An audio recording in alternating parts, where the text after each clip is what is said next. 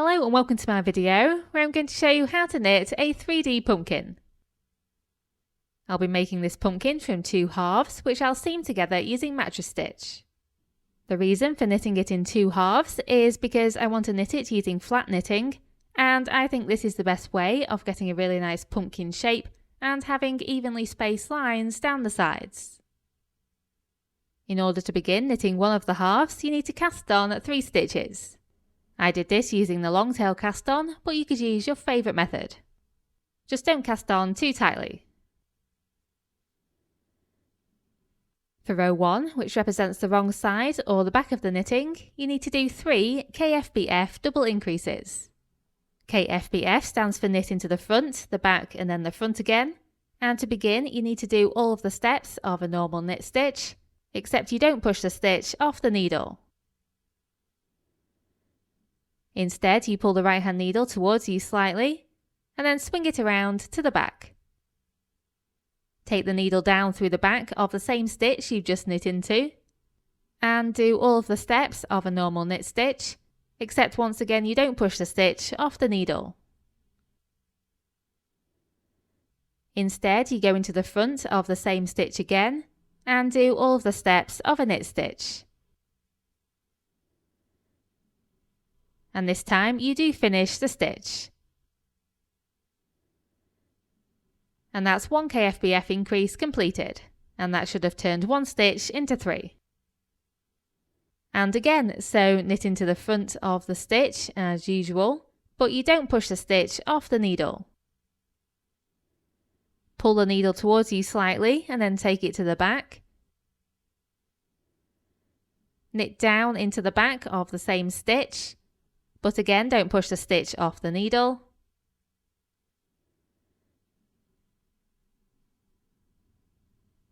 And then finally knit into the front of the same stitch again, and this time you do push the stitch off the needle.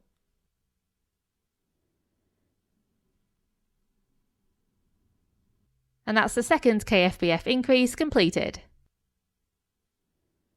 And again, so knit into the front of the last stitch.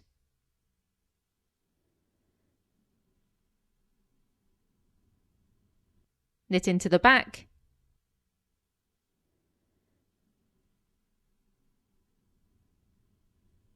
And knit into the front again.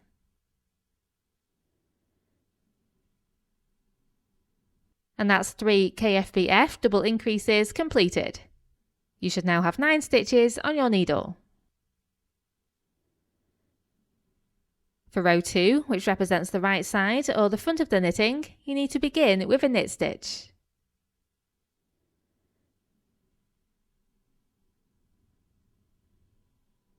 We then need to do a KFB increase. KFB stands for knit into the front and the back, and you begin by doing most of the steps of a normal knit stitch, except you don't push the stitch off the needle. Instead, you pull the right hand needle towards you slightly, and then take it around to the back. Take the right hand needle down through the back of the same stitch. Do all of the normal steps of a knit stitch, and this time you do push the stitch off the needle. And that's a KFB increase completed. This will increase the number of stitches on your needles by 1 stitch. Then knit 1 stitch. Repeat KFB and knit 1 3 more times. So do all of the normal steps of a knit stitch, but don't push the stitch off the needle. Then knit into the back of the same stitch, and this time finish the stitch.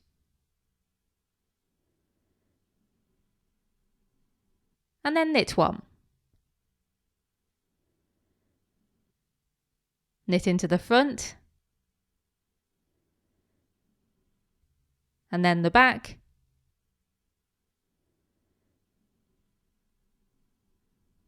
and then knit 1.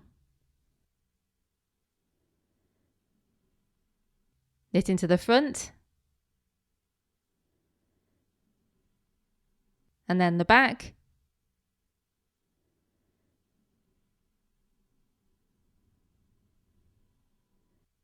and knit 1. You should now have 13 stitches on your needle. For the remaining rows in this increase section, we're just going to repeat the same methods I've already shown you, i.e. knits, purls and KFB increases. Therefore, I'm just going to put the pattern for the rest of this section up on screen now.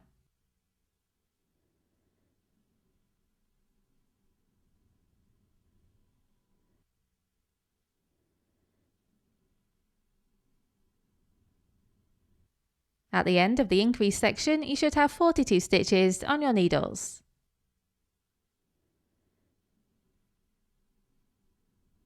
Then we switch to the decrease section on row 30. So begin with a knit stitch, and then do a K2 tog single decrease. K2 tog stands for knit 2 together, and that's exactly what you need to do. So take your right hand needle up through the next 2 stitches and do all of the usual steps of a knit stitch. This decreases the number of stitches on your needles by 1. Then knit 35 stitches.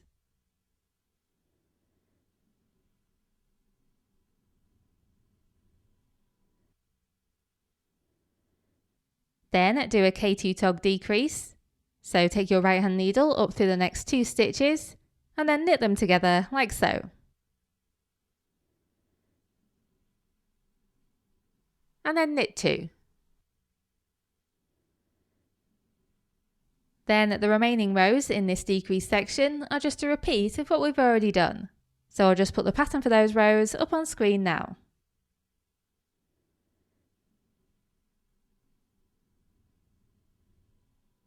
And now I'm going to do row 46, and at this point you should have 22 stitches on your needle.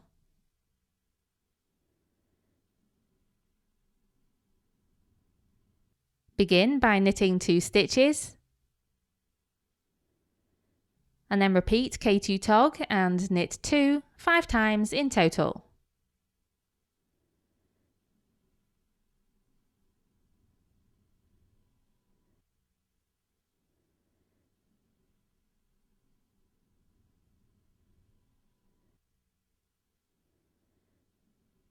You should then have 17 stitches. For row 47, you need to repeat knit 1 and K3 tog 4 times. So knit 1, and then knit 3 stitches together. So take your right hand needle up through 3 stitches and then do all of the usual steps of a knit stitch. This will decrease the number of stitches on your needles by 2 stitches. And repeat, so knit 1 and K3 tog.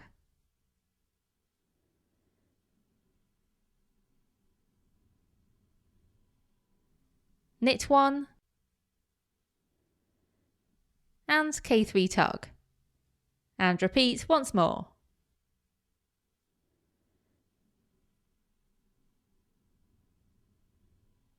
Then finish with a knit stitch. You should now have 9 stitches on your needles. Then for row 48, which begins with a knit stitch, we're not going to use the orange yarn to knit it, but instead we're going to use a loop of the green yarn. Make sure the green yarn tail is long enough to weave in later.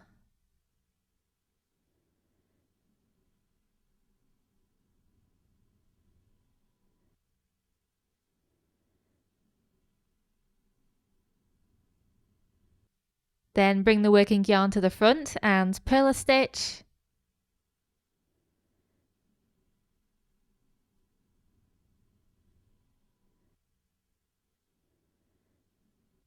And take it to the back and knit a stitch. Then repeat purl 1, knit 1 until the end of the row. Try not to pull too hard on the yarn before stitch 3 or 4, because then you might end up pulling the yarn completely out. You can always tighten up the yarn afterwards.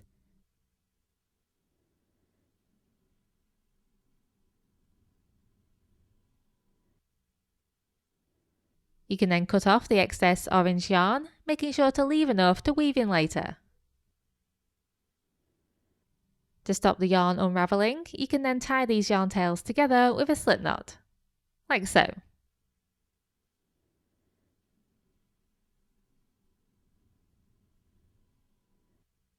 Then for row 49, you purl a stitch, then take the working yarn to the back for a knit stitch, and bring it to the front again and do a purl stitch. Then repeat knit 1, purl 1 until the end of the row. Make sure the working yarn is always at the back for a knit stitch and at the front for a purl stitch.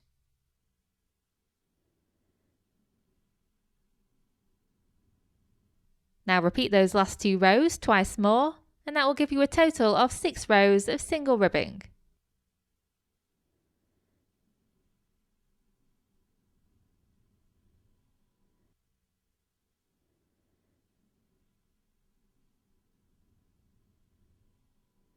Now we're going to bind off in pattern. What that means is we're going to follow the next line of the pattern, but we're going to bind off at the same time. So knit a stitch, purl a stitch, and then bind off a stitch. So use your left hand needle to pick up the lowest stitch on the right hand needle, take it over the stitch above, and drop it off the end of the needle. Then knit 1, and bind off 1,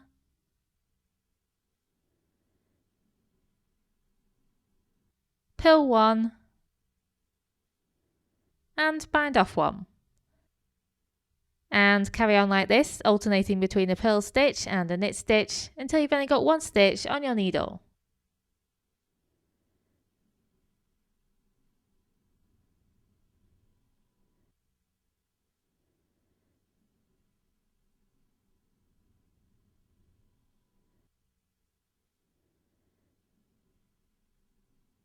Then cut off the excess yarn.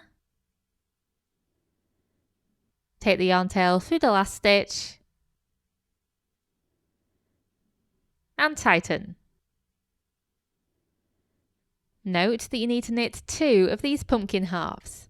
One of the halves needs to have all of the yarn tails the usual length, but the other half needs to have 2 long yarn tails, 1 in each colour. The long green yarn tail needs to be able to seam up all around the stalk, and the long orange yarn tail needs to be able to seam all around the pumpkin. So just make sure you leave enough excess. The next thing you need to do is weave in all of the shorter yarn tails. Make sure you weave these into the backs of the pumpkin pieces.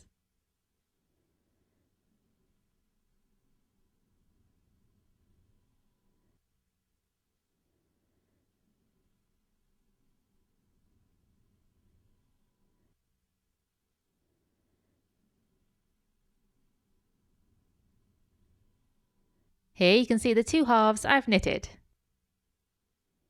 And now you need to use the 2 longer yarn tails to join the 2 halves together using mattress stitch.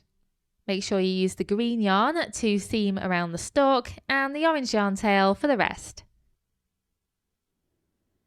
In order to hold the halves together around the edges, you can use stitch markers if that helps you. I didn't do this, I just kept making sure that the edges were still lining up as I seamed. Right, so first feed the green yarn tail into a yarn needle, and then what you're going to do is make sure the edges are lined up and pick up a strand of yarn from one half and then a strand of yarn from the other half, and just keep repeating this all around the stalk. Make sure your knitting is wrong sides together. For the stalk, I tried to pick up a strand of yarn half a stitch from the edge, so where you see the knit stitches, which are V shapes, you try and pick up a strand right in the middle of that V shape. Note that when you go to pick up a strand, you want to go into the same place as the yarn already came out of.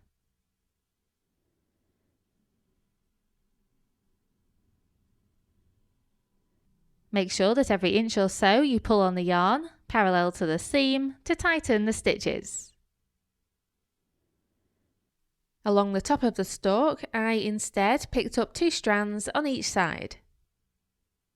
When I got to the V-shaped stitches, I picked up the entire stitch horizontally, like so.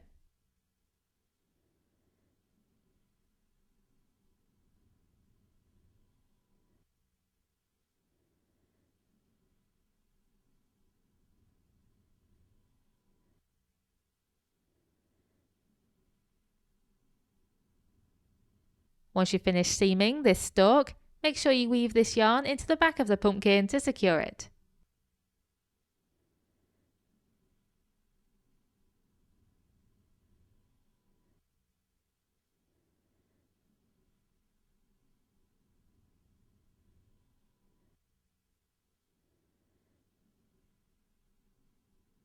Then cut off the excess. Then feed the orange yarn into your yarn needle and carry on seaming the rest of the way round. This time though, I picked up strands 1 stitch from the edge. So I picked up 2 strands, 1 stitch from the edge, and then picked up 2 strands from the other side, again 1 stitch from the edge. You'll notice that 1 stitch away from one of the edges, you have that raised line of knit stitches. You want to make sure that you pick up the strands right next to this line.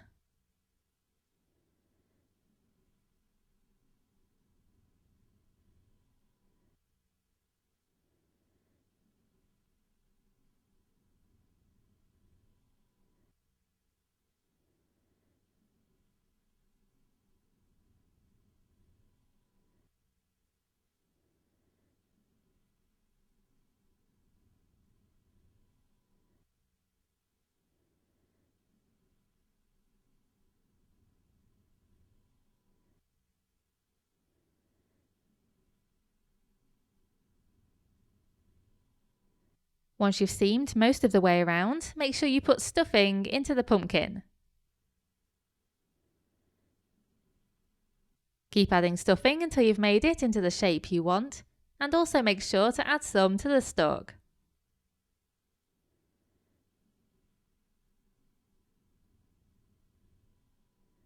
Then carry on doing mattress stitch to close up the gap.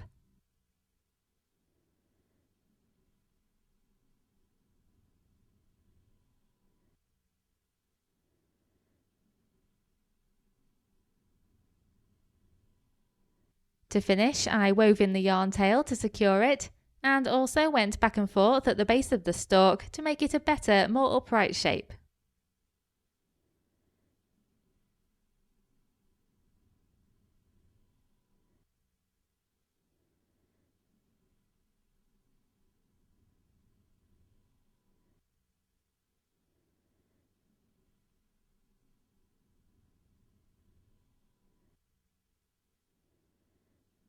Then cut off the excess yarn, making sure the end of the yarn tail is hidden. I then decided I wanted to add a spiral decoration to the stalk, and to do this I used the green yarn to cast on 15 stitches.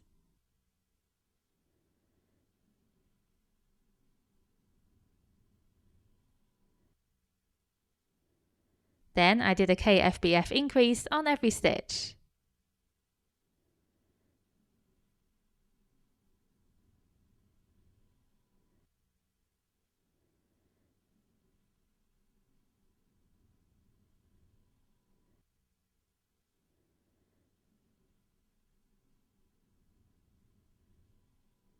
And lastly, I did the standard knit bind off.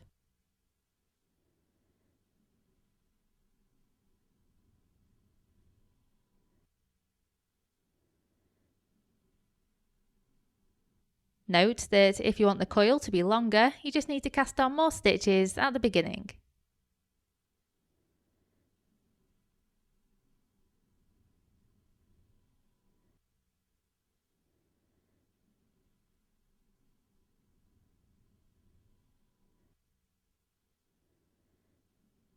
Once that was done, I then wove one of the yarn tails back into the spiral, and I wove the other yarn tail into the stalk to attach it.